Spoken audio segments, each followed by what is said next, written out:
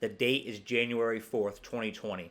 The New England Patriots just lost an AFC wildcard game at home to the Tennessee Titans by the score of 20-13, and this would end up being Tom Brady's final game as a New England Patriot. And oddly enough, his final pass as a Patriot was a pick six to his former teammate Logan Ryan that would end up sealing the win for the Tennessee Titans. Whether you're at Gillette Stadium that night or watching this game on TV, there was an ominous feeling. A feeling that you couldn't ignore. A feeling that's all too familiar in sports that indicates the end of an era. You just knew that it was time for Tom Brady and the New England Patriots to go their separate ways after 20 seasons. Now, during the 2019 season, reports did start to circulate around the NFL media that Tom Brady and the Patriots may split after the end of that season. And when I first saw those reports, I'm not going to lie, I kind of laughed it off like, no way Tom Brady would ever play an NFL game not wearing a New England Patriots uniform. But then I took a step back and really started to comprehend it and decode it and really put some thought into it.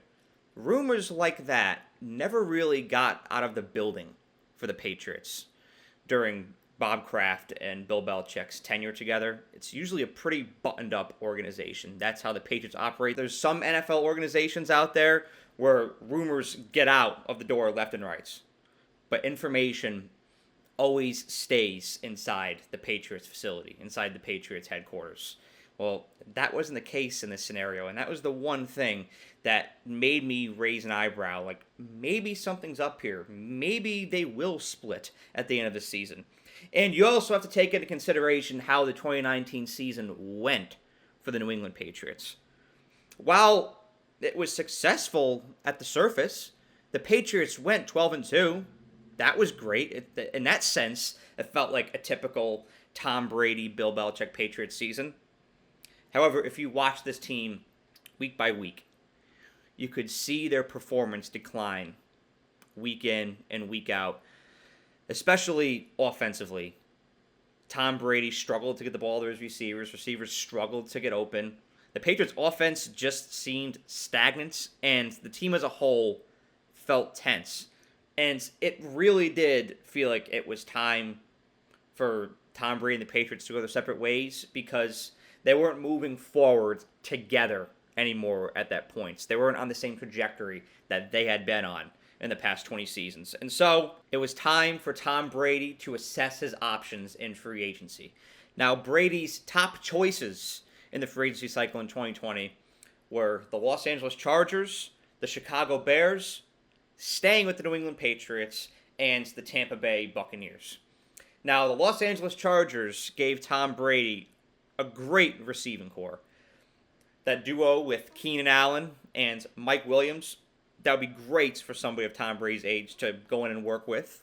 Not too much of a curve to adjust to. And the Chargers also had a fantastic defense going into 2020. Now, the one thing that could have called into question for the Chargers at that time was their offensive line.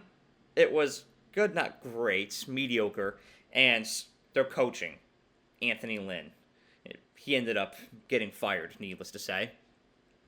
The Chicago Bears, while they were just a year removed from winning the division and a playoff appearance, they had a very mid-receiving core and cold weather. That's not something that Tom Brady wanted any part of in his early 40s. And for both the Chargers and the Bears, ownership was in question because their ownership is not as good and as stable as the New England Patriots or the Tampa Bay Buccaneers. So I think that naturally knocked those two teams down on the totem pole. Now, the New England Patriots, needless to say, Tom Brady had familiarity. He knew the lay of the lands. He knew ownership. He knew the organization. But things had gotten stale, and it was just time for him to move on. So I don't really believe that the Patriots were ever an option for Tom Brady going into 2020. And then the Tampa Bay Buccaneers. And it's oddly enough, it surprised a lot of people when Brady went with the Bucs. But when you look at it, it just makes sense. If you looked at the Bucs in 2019, it always felt like they were just a quarterback away from being a problem. They had a phenomenal defense. I really like Bruce Arians as a coach. They had a great offense, great offensive line, great defensive line. Chris Godwin, Mike Evans, beautiful weather. You're in South Florida. You're on the Gulf. What isn't there to like? And yes, the Bucs also have a great front office. I think that Jason Light is a great general manager, and so Tom Brady had that to work with as well. So he would take his time. He would think about this decision, and ultimately, Tom Brady would end up selecting the Tampa Bay Buccaneers as the next team that he would play for, and the Bucs would even go and add Gronk onto the squad as well, just to make Brady feel a little bit more comfortable and get adjusted to the organization and to life with the Buccaneers. Now, as great of a choice as the Buccaneers were for Brady at the time, he definitely faced his fair share of challenges with the transition, as he was playing for a team other than the New England Patriots for the first time in 20 years. He was doing that in his early 40s, and he was doing that during the COVID pandemic, which made the offseason challenging for any player, for any organization, let alone somebody who was playing for a new team for the first time in 20 years. And not just a new team, a team, an organization that was culturally completely different than the one he played for before. The Patriots have always been very cerebral, very buttoned up, very structured. You're playing in a cold climate. You've got that northeastern New England vibe. And you're going down to Florida. You're going down to the southeast. It's a lot more loosey-goosey, right? I mean, the culture's just a bit more relaxed. You got to work at 2 p.m. on Fridays. You know, you're more concerned about your tea time and hanging out on the beach than work. I mean, let's be honest. That's just the way of life in Florida, in South Florida, in Tampa. And Brady had to acclimate to that. He had to acclimate to that culture. He had to acclimate to that norm. And not only that, he had to learn a completely new system, a completely new playbook, get acclimated to a new coaching staff, build chemistry with new teammates, and do all of this in a time with COVID restrictions. I mean, players couldn't even enter their respective facilities regularly until late June. And even then, access was limited. It was regulated. You had to adhere to protocols such as social distancing and daily testing every single day. And yes, there was training camp in 2020, but that was very regulated as well. You couldn't have off-site practices like you usually do in training camp. You know, teams usually travel to a different spot for their training camps. They had to have it on their facilities, on headquarter grounds, and you couldn't have joint practices. There were no preseason games, and meetings that usually took place in person in the off-season and during training camp took place on Zoom, which also made it hard for players on new teams to build chemistry with new teammates. So, yes, Brady had a lot of support there, right? The Bucs were great in the trenches, had a great coaching staff, amazing wide receiver duo, amazing defense, but it was always going to be an uphill battle. I mean, going to a new place after 20 years, that's completely different than the place you've been at, is challenging enough in itself. But doing it during one of the most unique times in human history, really, I mean, that just enhances the challenge. But nonetheless, like Brady always was, he was up for the challenge, and he embraced it. Brady brought a new sense of discipline and precision and attention to detail that the Bucs hadn't seen in a very long time. And they had to adapt and acclimate to that. And there were definitely your high points and your low points at the early part of the season for the Bucs. Like, this team had to build chemistry, that to get on the same page. Brady had to get on the same page as Arians and with his teammates. And it was a struggle for a while, but nonetheless, they would end up finding their way. Here's what happened in the 2020 season for the Buccaneers. One of the most impressive of all time, I must say. So this would all start on week 1, where Tom Brady and the Buccaneers would go to the Superdome to take on Drew Brees, Sean Payton, and the New Orleans Saints. This was a very highly anticipated matchup because not only was it Tom Brady's first game not wearing a Patriots uniform ever, but he was playing this game against Drew Brees. And this had been so close to being a Super Bowl matchup so many times. People craved to see Brady and Brees play each other, and it was very highly anticipated. And there's all this talk about what the Bucs would look like in the offseason, and people had vastly different opinions on that based on what your opinion of Brady was. So there's just a lot of hype, a lot of anticipation going into this game. A lot of people were really looking forward to it. And nonetheless, here it was. Brady and the Bucs went into the Superdome, and they got humbled. The Saints beat them by the score of 34-23. The Bucs had a great opening drive, but they had a lot of turnovers, and they had a lot of miscues that enabled the Saints to claim that Week 1 win. And a lot of people looked at that game and said, looks like Brady and the Bucs are in over their skis. You've got teams like the Saints who kept that core together and had continuity going into 2020. Things like the COVID restrictions didn't impact them as much, and it's going to eat teams like the Bucs up and spit them out. That was the narrative exiting this game, and it's that the Saints were clearly the best team in the NFC South.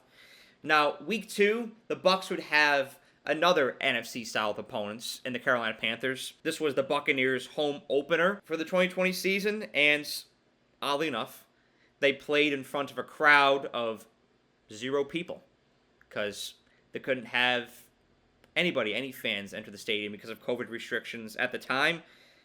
However, that would not impact the Bucs. They would get their first win of the 2020 season with a 31-17 win over the Panthers. Leonard Fournette and Mike Evans had productive days. The Buccaneers rolled. They were up 21-0 at the half. So great showing for the Bucs to follow up that loss of the Saints, and you could see their resilience for the first time in 2020, but that would be an ongoing theme for the Bucs that season. Now, Week 3, the Bucs would go up to Mile High to face Drew Lock and the Denver Broncos, and they had a dominant performance up in Denver. Brady threw for 297 yards and 3 touchdowns, and Tampa Bay's defense dominated. You started to see their true colors as they had 6 sacks and 2 interceptions. The Bucs would win this thing 28-10. Now fast forward to Week 4, the Bucs would host the LA Chargers and sudden breakout quarterback Justin Herbert. Now, in the first half of this game, Tampa Bay looked lethargic, uninspired, sloppy, and just plain awful. And the Chargers looked exceptional.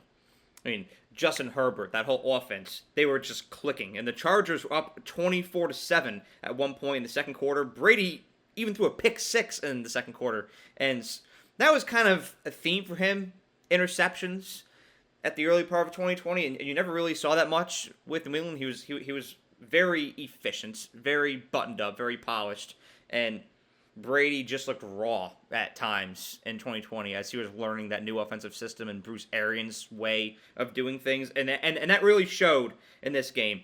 However, what also showed in this game was the Buccaneers' grit and Brady's no-panic leadership, because 24-7 is nothing. This is a man who was down 28-3 in the third quarter of a Super Bowl before he knew how to figure his shit out. And guess what? The Buccaneers did just that. They turned the turbo on in the second half, and they exploded. They won this game 38-31 off of a Carlton Davis game-winning interception in the fourth quarter. And this game was a milestone for Brady's Buccaneers because it illustrated that they could face adversity and navigate it and find a way to win. And that is such a crucial pillar and somebody's tenure with a new organization early on, that's facing adversity and overcoming it is crucial to building that rapport, building that chemistry, building trust with teammates. And the Buccaneers had their start with that in this game. However, that would continue to be molded as the season went on. Now, week 5, the Bucs would travel up to the Windy City to take on Nick Foles and the Chicago Bears. And the Bucs started hot in this game. They were up 10-0 at one point, but their offense really just plateaued, and that enabled Nick Foles and the Bears to get back into this game. And the Bears would be up 14-13 at half. This was a very slow-moving defensive slugfest. The defenses were playing out of their minds, but both offenses were a little shaky, and the Bucs offense just never really found a rhythm. And this is the game where Brady notoriously didn't realize that fourth down had already passed. He was thinking it was third down. It was really fourth down, and he's looking up with the 4s up, thinking he had one more play, and he really didn't.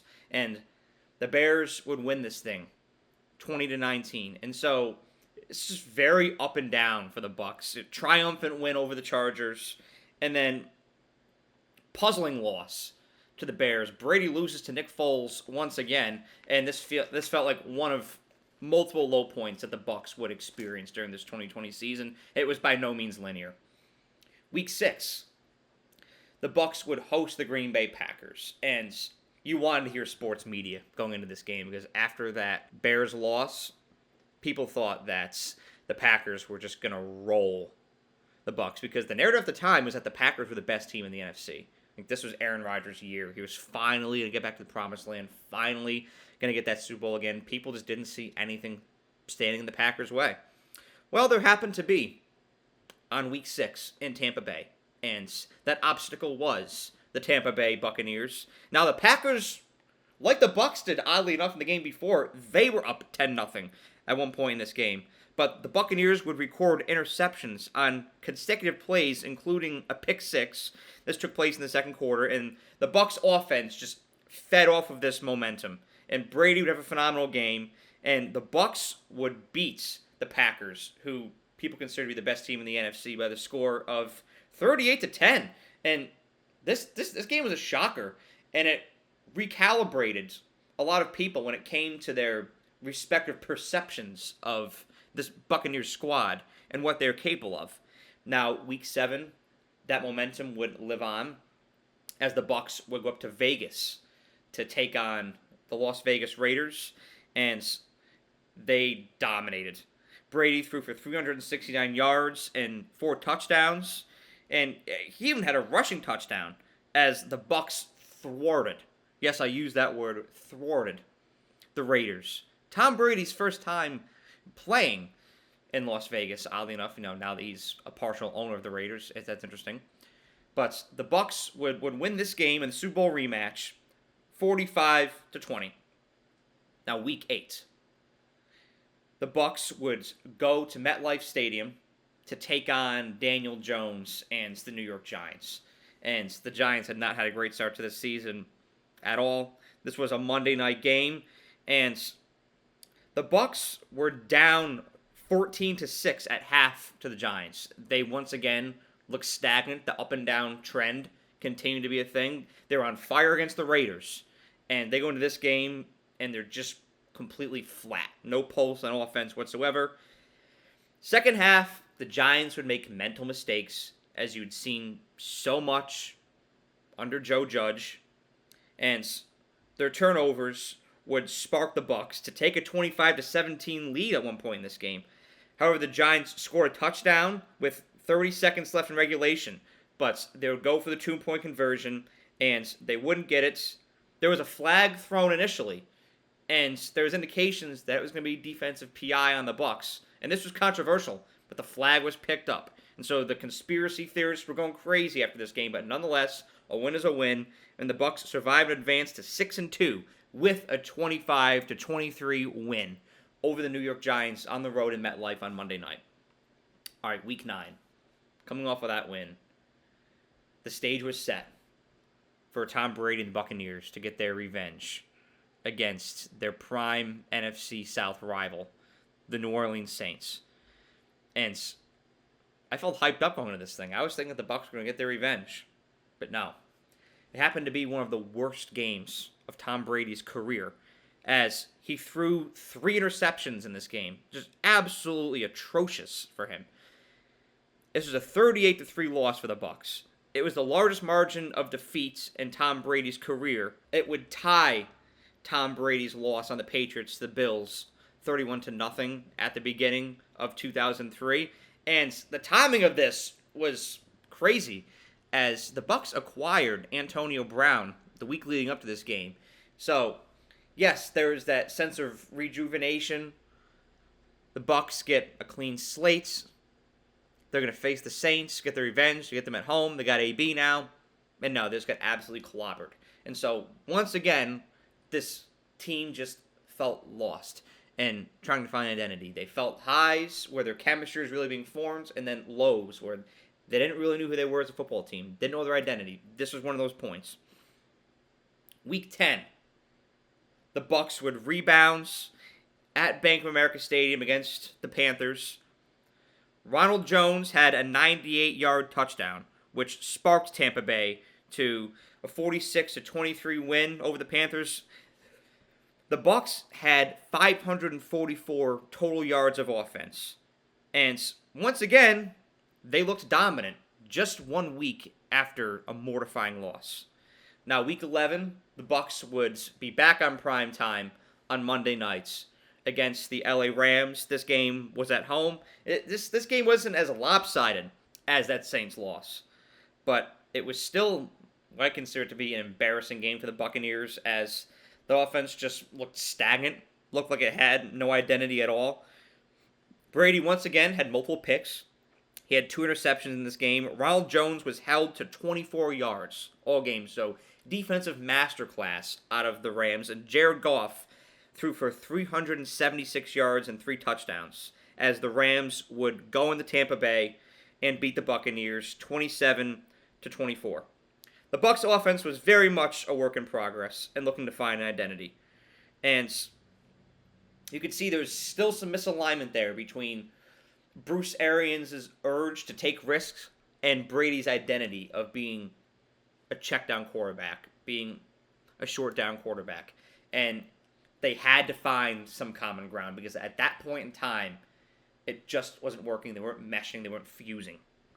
Now, week 12, the Bucs had another very highly anticipated matchup at home against the defending Super Bowl champion Kansas City Chiefs, Patrick Mahomes, Tyreek Hill, Andy Reid, Travis Kelce. And it once again looked like another disaster for the Buccaneers, as KC was up 17-0 in the first quarter. Mahomes went berserk. He had 461 passing yards and 3 touchdown passes, while Tyreek Hill had 269 receiving yards for 3 touchdowns. So the Chiefs' offense was going bananas in this game. However, the Bucs showed promise with their backs against the wall. They were down 17-0, but they found a way to bounce back. They got cooking in the second half, and the offense really started to find something. However, they would still fall short and lose this game 27-24. Now, week 13 comes along, and this was a real inflection point for the Buccaneers, because they finally got some time to rest. They finally got some time to build chemistry. Some COVID restrictions had been lifted, so there was more of an opportunity for Brady and his teammates, coaching staff, to interact face-to-face than there was over the summer. And they used this time to grind, to perfect their craft. The Bucs were sitting at 7-5. There's no certainty that they're going to even get into the playoffs at this point, and a lot of people have written this team off, having back-to-back losses going into the bye week. However, this bye week served to be transformative and served to be the turning point for the Bucs during the season, because oddly enough, spoiler alert, they would never lose another game that season. Week 14 came along, and the Bucs would host the Minnesota Vikings, and they were coming off of that bye. The Bucs started scoreless in the first quarter. However, they would be up 17-6 at the half, and Special teams enabled the Bucs to win this thing 26-14. It wasn't an electrifying game for the Bucs at all, but they just capitalized off of Minnesota's mistakes. Minnesota had a very sloppy afternoon, and the Bucs used that to their advantage. It's not always sexy. Sometimes you got to find a way to win, and it bolstered momentum for the Bucs at the end of the day, getting that W. Now, Week 15, the Bucs would travel to Mercedes-Benz Stadium to take on the Atlanta Falcons, and this game was a tale of two halves, I tell you. The Falcons will go up 17-0 at half in this game. However, the Bucs rallied in the second half once again. This was very much like that Chargers game. Tale of two halves. Tom Brady threw for 390 yards in this game and 2 touchdowns. Most of that in the second half, including a 46-yard touchdown pass to Antonio Brown to win this game. Absolutely electrifying stuff. And this Bucs team looked at this game and said, this is what we're made of. Once again, I feel like that score of being down 17 just kept being a theme for the Bucs this season as well. Once again, in a huge pit, and they find a way to rally. Builds confidence. That's what that does. Now, Week 16, on a Saturday game, the Bucs would go to Detroit, to Ford Fields, to take on the sputtering Detroit Lions. And this was Tampa Bay's most complete game of the season just yet. And as lowly as the Lions were, you still had to walk away from this game feeling like, wow, like this Bucs team is doing something. Like they're really starting to find gold here. They're really starting to find who they are offensively and defensively. Brady threw for 348 yards. Mike Evans had 181 receiving yards and 2 touchdowns. And Matt Stafford left this game early, and needless to say, the Lions just didn't have much of a pulse in this game whatsoever. And the Bucs would win this thing 47-7. And a lot of the Lions coaching staff was out due to COVID violations anyways, COVID protocols, and so they had to ride the pine. They couldn't coach in this game, and that was an advantage, an unfair advantage at the time, I would even say, for the Bucs in this game. Week 17, this was still a 17-game season. This was the last 17-game season in NFL history, and the Bucs would host the Atlanta Falcons. They dominated this game, 44-27. Brady had 399 passing yards, and the Bucs would secure the 5 seed in the playoffs. So they'd be on the road in the wild card game, first round of the playoffs. Brady lost the wild card game the previous year, and the Bucs were just starting to get hot at the right time here, and they had the opportunity to play the 4 seed Washington football team at the time. Now, the NFC East was a sorry division this year, not very good at all. Dak Prescott went down for the year. The Eagles were trying to figure their quarterback situation out, and the Giants had their first year of Joe Judge, so they were trying to figure things out. And it was Washington who emerged late in the season after a huge victory over the Steelers as the front runner in that division. And Taylor Heineke and the Washington football team, they played Brady close. They played the Bucs really close. They played really gritty in this game. They emptied the tank. They gave it all they had. But at the end of the day, the Buccaneers' offense was just too much for Washington. Tampa Bay's offense piled up 507 total yards. The defense had 3 sacks and 2 interceptions, and the Bucs would win this thing 31-23. You would think that they would have pulled away more, but like I said, Washington was really gritty in this game. But nonetheless, because of how close this game was, people did question the Bucs going into the divisional game on the road in New Orleans against a Saints team that had their way with them not once, but twice in the regular season. It was Tom Brady.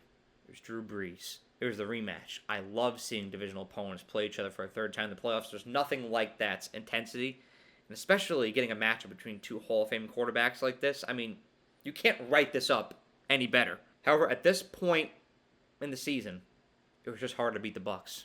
They were rolling.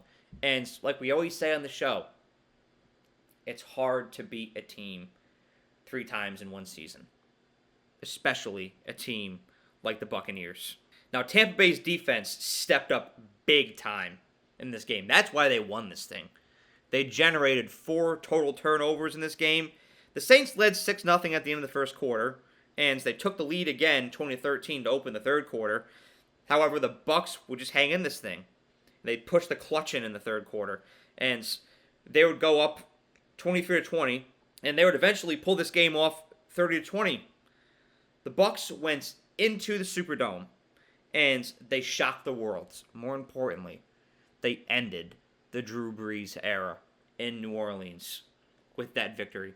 And I hate to see that, as much as I love Drew Brees, but the Bucs put the kibosh to that team when it meant the most. It did not matter what happens in the regular season. It didn't matter that they went 0-2 against the Saints in the regular season. They showed up defensively where it mattered, and they separated themselves when they needed to in the second half. The Bucs earned that victory, and they survived and advanced. That was another theme for the Bucs that season. Survive and advance. And they advanced to Lambeau Field, frigid Lambeau Fields, for the NFC Championship against Aaron Rodgers and the Packers, the destined team, the promised team in 2020, as a lot of the media anointed them to be. However, the Bucs started this game with one of those slow, methodical drives. They went up 7-0, and the Packers would tie it 7-7, but the Bucs would be up 21-10 at the half, so they were starting to dominate the Packers again off of that Scotty Miller buzzer beater touchdown. I mean, that thing was just magic. Another one of Tom Brady's best passes of his career. I mean, he had a lot of those, but this pass was an absolute dot. The timing was perfect. Great route from Scotty Miller.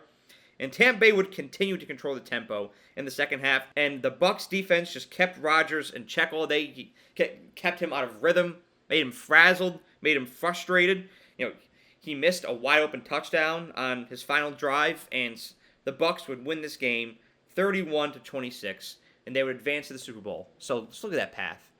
Yes, they went into Washington, beat a gritty team, but going into the Superdome, beating the Saints, going into Lambeau, and beating the Packers, I mean, that's guy shit. That's real shit right there. That is not an easy path, and I don't care that these stadiums aren't full. Those are still really challenging places to play. But they had one more opponent. They couldn't rest on their laurels just yet, and that was your defending Super Bowl champion Kansas City Chiefs in the Super Bowl, Super Bowl 55. However, this would be a home game for the Tampa Bay Buccaneers. For the first time in NFL history, a team would have the opportunity to win the Super Bowl on their home fields. And the Chiefs looked dominant. I mean, most people picked the Chiefs to win this game, even though the Bucs were building up substantial momentum going into it. A lot of people picked the Chiefs to win this game just because of familiarity, just because they already beat the Bucs once this season, and the Chiefs looked red hot coming out of that dominant AFC Championship victory over the Bills. This was Brady's 10th Super Bowl, and it was against the rising GOAT, Patrick Mahomes, who people were already starting to compare to Brady. However, the one differentiating factor in this game would be the Chiefs' offensive line. It was very banged up, and a Bucs defense that really caught stride since the bye week took full advantage of that. Mahomes was running around the field all game, getting chased around by the Bucs defense. I believe he set a record for the amount of ground covered without advancing, just escaping pressure. Like it was unreal, the amount of pressure that Bucs defense was able to dial up on Patrick Mahomes, and it was an absolute game changer. The Bucs were up 7-3 at the end of the first quarter, so it was close for a little while, and it was getting chippy. Tyrann Mathieu, Tom Brady, we all remember that. However, the Bucs would capitalize off of Kansas City's errors. They would continue to get great field position, and they would be up 21-6 at the half. And they would keep this pace going. They'd keep the pedal to the metal, and the Bucs would win their second Super Bowl in franchise history by the score of 31-9. Mahomes would be sacked 3 times. He was very much in pain during this game. Brady went 21 for 29 for 201 yards and 3 touchdowns, and he won his 7th ring, which is more than any NFL organization. So history was made that day. Bucs win their second Super Bowl in franchise history. Brady wins his 7th Super Bowl of all time in his first year with the new team. It was wonderful. He had to take it in. They had that boat parade afterwards. Vibes were high in Tampa Bay.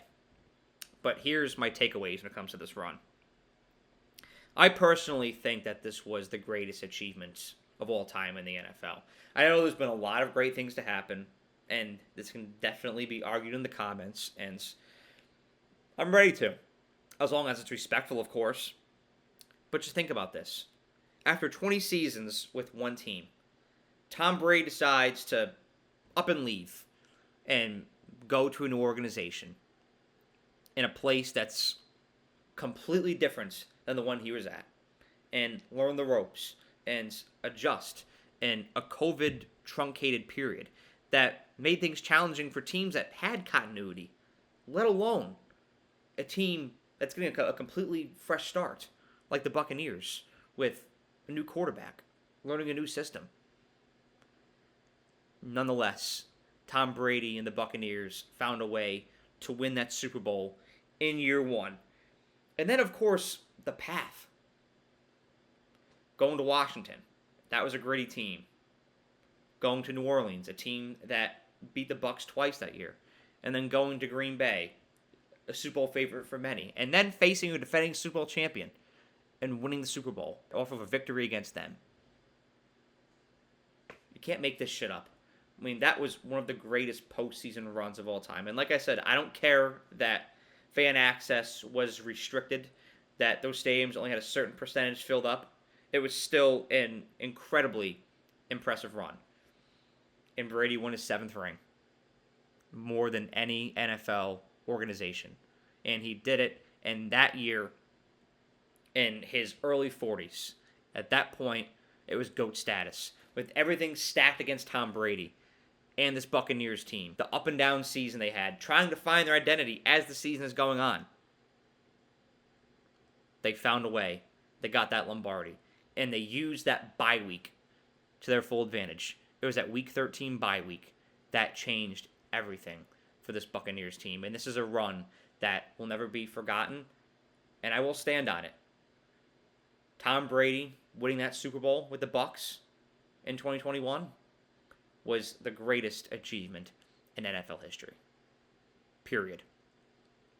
Let me know what y'all think about this video in the comment section below. Thank you all for watching and have a great day.